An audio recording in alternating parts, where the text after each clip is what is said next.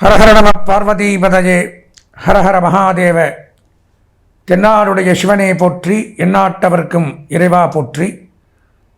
ஆதித்யாய ச சோமாய மங்களாய புதாய ச குருசுக்ர சனிபியஸ்ச ராகவே கேதவே நமஹ. அன்பார்ந்த எங்களுடைய நெக்ஸ்ட் ஜென் தொலைக்காட்சி நேயர்களுக்கு உங்களுடைய ஜோதிட ஆச்சாரியர் ஜோதிட குரு சிவஸ்ரீ டி சரவணமாணிக்க சிவாச்சாரியர், முதல்வர் வேத சிவ ஆகம பாடசாலை குருகுலம், காஞ்சி காமகோடி பீடம், காஞ்சிபுரம். அலைபேசி 9865098370 9865098370. அடியனுடைய பணிவான வணக்கங்கள் மற்றும் ஆசீர்வாதங்கள். நாம் காண இருக்கக்கூடிய இந்த பதிவு அப்படின்னு பார்த்தீங்கன்னா, நமது தொலைக்காட்சியில் நிறையா விஷயங்கள் நம்ம பண்ணுறோம், உங்களுக்கே தெரியும். அந்த வகையில் மாத ராசி பலன்கள் அப்படிங்கிற தலைப்பில் மங்களகரமான விஸ்வாவச வருஷம் ஆவணி மாதம் இந்த 12 ராசிகளுக்கும் உண்டான பலாபலன்கள். அதாவது ஒவ்வொரு மாதம் நான் முதல்ல சொன்ன மாதிரி கிரகங்கள் பயிற்சி ஆகிண்டே இருக்கும். அதிகமாக வருஷக்கணக்கில் இருக்கக்கூடியது பயிற்சியாகக்கூடியது சனி பகவான், ராகு கேது, குரு பகவான்.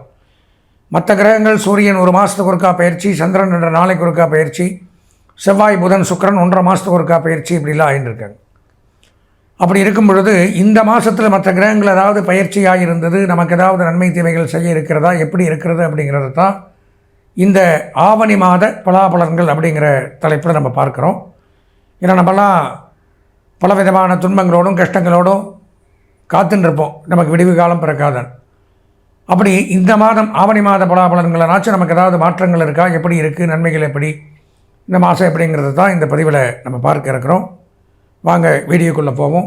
12 ராசிகளுக்கு உண்டான பலாபலன்களை விரிவாக காண்போம். இன்பார்ந்த எங்களுடைய உத்திராடம், திருவோணம், அவிட்டம் ஆகிய நட்சத்திரத்தில் பிறந்த மகர ராசி நேயர்களுக்கு இந்த மாத ராசி பலன்கள் அப்படிங்கிற தலைப்பில் ஒவ்வொரு மாதமும் இன்னும் ஏன்னா ஒரு 4 கிரகங்கள் மட்டும்தான் நல்லா புரிஞ்சுக்கணும்.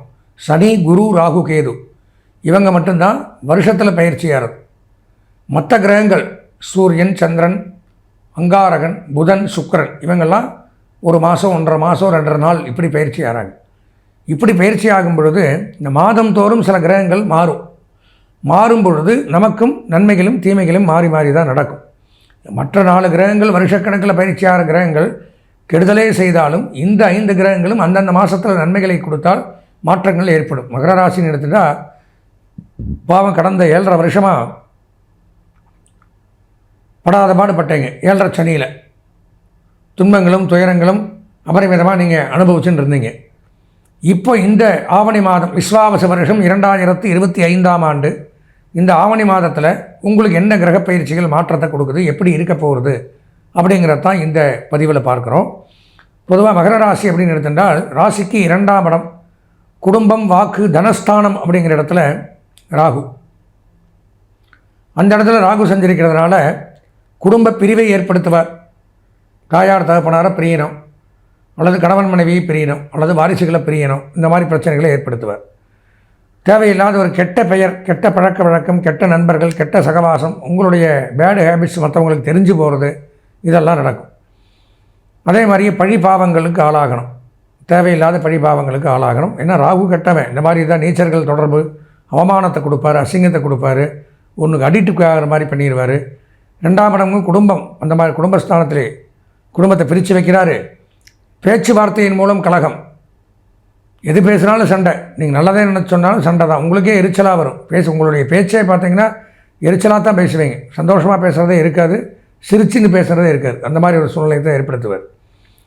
அதே மாதிரியே பொருளாதாரம், வரவுக்கு மீறிய செலவு, வருமானமே இருக்காது, செலவு தான் இருக்கும்.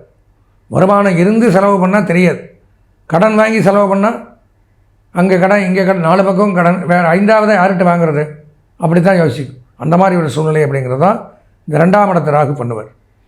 ஆனால் ராசிநாதன் 3ஆம் இடத்தில் இருக்கிறது உங்களை காப்பாற்று, மிகச்சிறப்பு. சனியை பொறுத்த வரைக்கும் 3, 6, 11க்கு நன்மையை செய்கிறார் எப்போவுமே. 3, 6, 11 இப்போ உங்களுக்கு 3ஆம் இடத்துல இருக்கார். இது ஒன்று போகிறோம், சூப்பர். ஏன்னா 7.5 சனியை விட்டு விலகி 3ஆம் இடத்துக்கு இப்போ வந்திருக்கார். வீடு வாங்கலாம், மனை வாங்கலாம், இடம் வாங்கலாம், வாகனங்கள் வாங்கலாம், திருமணப் பேச்சு கைகூடும், பிரிந்தவர்கள் ஒன்று சேருவார்கள், பொன் பொருள் ஆடை ஆபரணங்கள் வஸ்திரங்கள் நகைகள் வாங்கி மகிழலாம். குருவோட வீட்டில் சனி ஸ்திரமாக கொண்டிருக்கிறதுனால கல்வி பயிலக்கூடிய மாணவர்கள் முன்னேற்றத்தை அடையலாம்.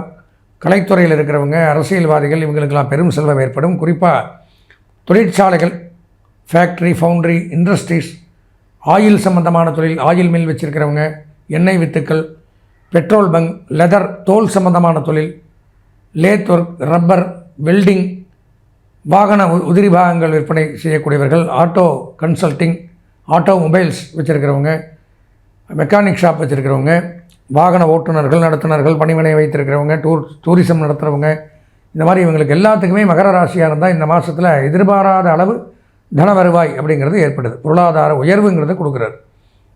6ஆம் இடத்துல குரு மறைஞ்சிட்றார். குரு பார்க்கக்கூடிய நன்மை. 6ஆம் இடத்துல குரு மறைஞ்சு போயிடுறதுனால உங்களுடைய திறமை, வித்தை, பெயர், புகழ், கௌரவம், மரியாதை எல்லாம் மறைச்சி ஒரு குடத்துக்குள்ளே இருக்கிற விளக்கு மாதிரி ஆயிடுவீங்க. எடுபடாது. நீங்கள் என்ன பண்ணாலும் அது வெளியில் தெரியாது, பிரகாசிக்க முடியாது. குரு பார்த்தா தான் கோடி நன்மை. அப்போ சகலம் எல்லாம் இருந்தும் ஒன்றும் எடுபடாமல் போயிடும். அந்த மாதிரி ஒரு அமைப்பு அப்படிங்கிறது குரு பகவான் கொடுக்குறார். சனி நல்லதை பண்ணுறார், குரு கெடுதலை கொடுக்குறார். அந்த மாதிரி அமைப்பை ஏற்படுத்துகிறார். அதுக்கப்புறம் பார்த்திங்கன்னா 7ஆம் இடத்துல புதன் சுக்கிரன் மிகச்சிறப்பு. உயர்கல்வி, ஞானம், அறிவு, காதல் வயப்படும், கல்வித்துறை சிறந்து விளங்கும். கல்விக்கூடங்கள் வச்சு நடத்துகிறவங்க, கல்லூரிகள் வச்சு நடத்துகிறவங்க, சொல்லிக் கொடுக்கக்கூடிய, போதிக்கக்கூடிய இடம்லாம் வச்சு நடத்தக்கூடியவர்கள், இவங்களுக்கெல்லாம் நன்மை அதிகரிக்குது.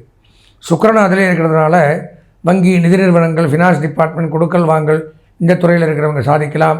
ஜவுளி, பஞ்சு, பருத்தி, நூல், உலோகத் தொழில், ஸ்மித் அப்படிங்கிறாங்கல்ல, நகை செய்பவர்கள், இவங்க எல்லாமே சிறந்து விளங்கக்கூடிய அமைப்பு. ஜுவல்லரி வச்சுருக்கிறவங்களுக்கு நன்மை. காதல் அப்படின்றது இந்த மாதத்தில் சிறப்பாக கைகூடக்கூடிய ஒரு காலம் அப்படின்னே சொல்லலாம். 7 சுக்கிரன் இருக்கிறதுனால.